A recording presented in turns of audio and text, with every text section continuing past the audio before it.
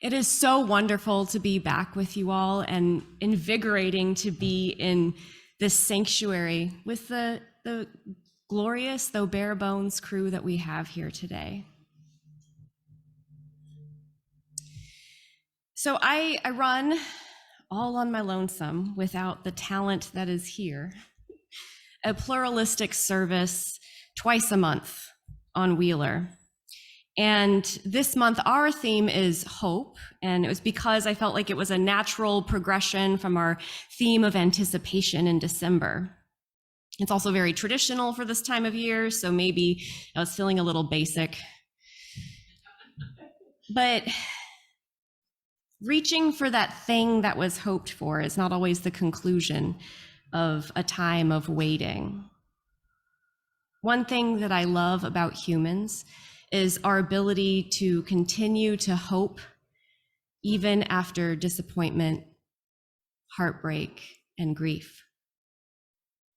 The thing is, my homily for that service was really my introduction and the good bones for this sermon, because the thing I pin my hope on is freedom. Freedom from oppression, freedom of a liberated theology, the freedom of love and compassion and interconnection as our guides. And believing in that type of freedom does take hope. Anyone who has been in this struggle for long enough knows that putting in the effort doesn't guarantee a specific outcome, and it can feel like progress is at a geological rather than a human pace. Sometimes it feels like there's progress in one area and a landslide into despair in another. So what keeps us hoping for that freedom, for that outcome, that revolution? When Emily Dickinson said, "Hope is the thing with feathers that perches on the soul," she later continues, "and sore must be the storm that could abash that little bird." It feels so true to how delicate and tenacious hope is. And I mean both the personal and communal hope. The dreams of reliable housing and loving partnership, alongside protection of voter rights, and dare I dream of a fully funded and well-staffed healthcare system so people didn't have to choose between treatment and food, or working in a system that means exhaustion. Hope for freedom from the false scarcity that we have been sold for far too long, because there is more love somewhere. I have met people with different relationships to hope, those without any ability to sense where hope has perched on their souls. Maybe they have been hurt so many times that it has become simpler to not believe that hope for freedom from these cycles of pain is even possible. These folks, and I have been there myself, need the support of community and connection to reveal that there is more love, there is more hope, there is more freedom possible. Self-care is great, but it doesn't actually get at the bigger things that need changing. Community care is where it's at. Amen. I have also met those who have had a stubborn and somewhat fake hope that was more something they had forced feathers onto than the thing itself. This hope doesn't feel like a freeing thing, but restrictive. Don't look over at that grief. Positive vibes only. That's not hope, that is denial, and it does not serve us. The third type of person, now this isn't an exhaustive list, but just for simplicity's sake, the third type of person carries themselves a little differently. They aren't always despairing, and they aren't always bubbling over with joy. They have this low burning ember of possibility guiding them. Or maybe it's a seed germinating and slowly reaching for the surface. These people might take turns being the hope for the group, and they might need to follow that hope at other times. But they have a persistent striving for getting everybody free from the things that no longer serve us. One such person is Cole Arthur Riley. She maintains the social media account Black Liturgies. I often go there for inspiration and nourishment. While scrolling through Instagram for this service and the one on Wheeler, I found the perfect set of words from Riley. She carves a space for healing, grief, and embodied hope. So let's get cozy with it. Hope is tethered to remembrance. We don't move forward by forgetting. Hold space for every joy and every sorrow of the year. We have known loss. Steady your body. Say their names. And we have known healing. Honor your becoming. Hope is tethered to remembrance. We don't move forward by forgetting.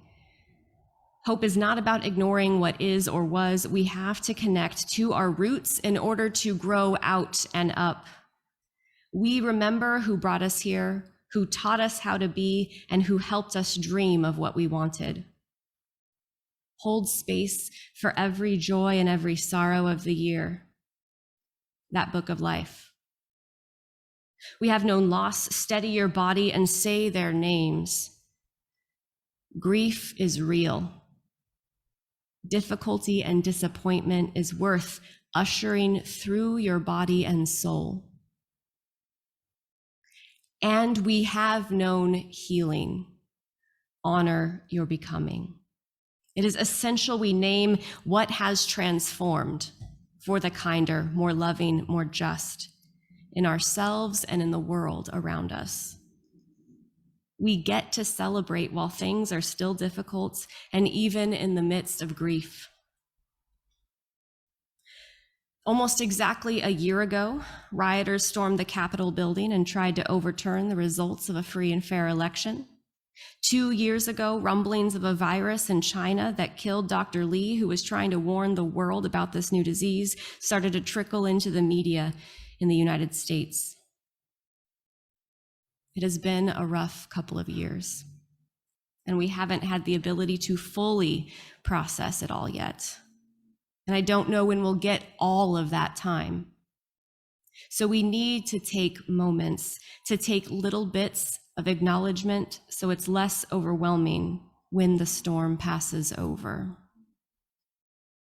And while it can feel easier to throw hope away in our second and third year of pandemic, throwing away hope, feathers and all, no, I am grateful to the people in my life who stubbornly remind me that doom spirals are just not it.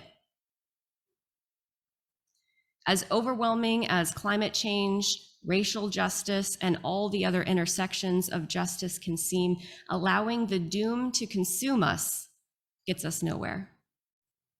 We can grieve, we can rage, we can complain the whole time, but then we must not give up.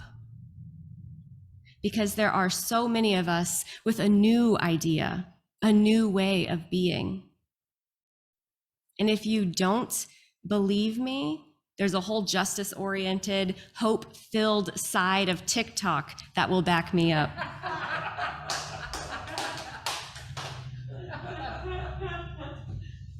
It's my belief, and all of those folks on TikTok say this without the same words. It is my belief that embracing a love ethic will guide us on a hopeful path to freedom, even when the path isn't always clear. The phrase love ethic might be known or it might be new. The words feel kind of self-explanatory. It's an ethic that centers love. But what does that actually look like? The late Bell Hooks borrowed a lot from Erich Fromm. She wrote in her book All About Love, which is a deep dive into how people relate to one another and the world around them and themselves. She writes about a love ethic as embracing love ethic means that we utilize all dimensions of love: care, commitment, trust, responsibility, respect, and knowledge in our everyday lives. So that pretty much covers like all of life, all dimensions of love, Bell Hooks says. Love ethic means no aspect of our existence is left untransformed. If we live by an ethic that calls forth care, commitment, trust, responsibility, respect, and knowledge, how could we possibly not be moving toward freedom? Being someone connected to hope and living into the magic, the transformation that is the love ethic, requires a certain resolve and bravery. As mentioned earlier, we don't always get to know how things will turn out, and we might not actually be around to experience the outcomes that we invested in, that we changed the way forward for. And knowing this, Reverend Dr. Martin Luther King referenced the Universalist theologian and abolitionist Theodore Parker when he mentioned the arc of the universe. Theodore Parker said, "I do not pretend to understand the moral universe. The arc is a long one. My eye reaches but a little ways. I cannot calculate the curve and complete the figure by experience of sight.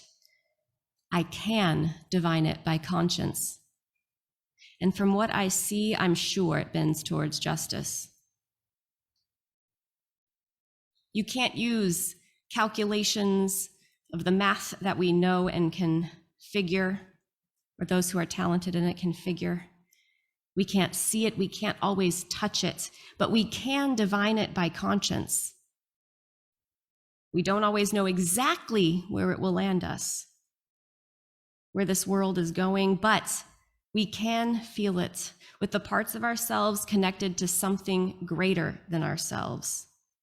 That thing that calls us to a more just and loving future, more free. Exploitation does not have to be the way we move forward. The labor movement of the last few years has shown there is still power in numbers, even when things have felt settled and certain in capitalist systems. There is nothing that requires vaccines be covered by proprietary profit protection rather than freely shared so the world that suffers together can be delivered into health together.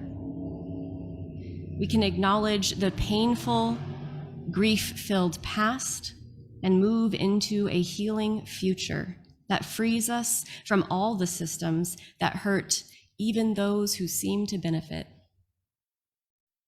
The wisdom and guidance exists already. The dreams and imaginings of what is possible are there. My biggest hope is that you will continue to persevere even if you aren't guaranteed to experience the outcomes of your efforts, even if you only have the smallest inkling that things are improving and bending towards justice. There is more love somewhere, and I'm going to keep on till I find it. I hope you will join me. Let's get free. Let's free each other.